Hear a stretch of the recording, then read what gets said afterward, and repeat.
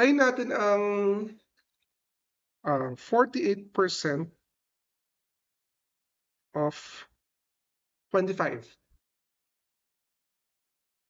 28% of 45. Tignan niyo mabuti guys, 28% of 45. Tignan natin mabuti. Let's see kung ma-apply ba natin yung ginawa natin ngayon. Yan. Guys, sa mga nanonood dito sa sa Blue App, order na kayo nito. I-message nyo lang kami. 550 plus shipping fee. Sobrang ganda nito. May mga explanation to guys. Ayan. Tingnan natin guys.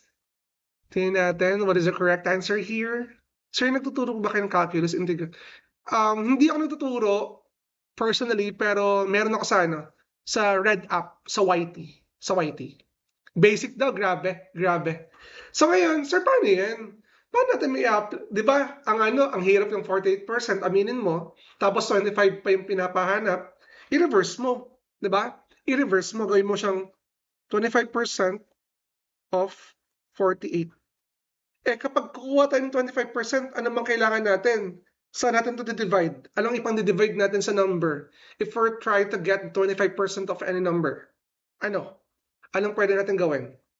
Divide by 4, very good. The correct answer is 12. Ganun na kasimple. Diba? Pakitype nga po ang CSE review with Teacher Gon